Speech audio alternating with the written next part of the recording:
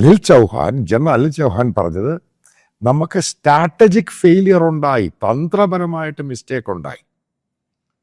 ഇതാണ് ഞാനും കയറി പറഞ്ഞത്, ചാടിക്കേറി ചെയ്യരുത്. കാരണം ഈ പറയുന്ന 71 പാകിസ്ഥാനിലെ 2025 ഇത് പ്രൊഫഷണൽ ആർമിയാണ്, പ്രൊഫഷണൽ എയർഫോഴ്സ് ആണ്. അതേപോലെ 71 ഇന്ത്യ അല്ല, 2025 ഇന്ത്യ.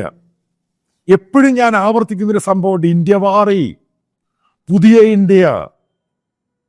ആ ഇന്ത്യക്ക് ഒരു കാരണവശാലും മിസ്റ്റേക്സ് ഉണ്ടാകാൻ പാടില്ല. നാഷണൽ സെക്യൂരിറ്റിയുടെ ഇഷ്യൂ. അതായത് പബ്ലിക് എല്ലാം കൂടെ കയറി പറഞ്ഞു, ഇപ്പം വാർ ചെയ്യണം, ഇപ്പോഴടിക്കണം. ഇതെന്ന് പറഞ്ഞ് കയറി അടിക്കുന്ന സാധനമാണോ ഇത്?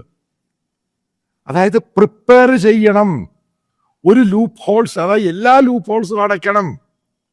അതിന് എയർഫോഴ്സിനും ആർമിക്കും നേവിക്കൊക്കെ സമയം കൊടുക്കണം. ഇതാണ് ഞാൻ പറഞ്ഞത്. കാരണം അത് തെറ്റാണ് സംഭവം. 1971 മുതൽ 2025 വരെ, അതായത് നമ്മൾ 50 വർഷം ആഘോഷിച്ചു നമ്മുടെ വാറിൻ്റെ.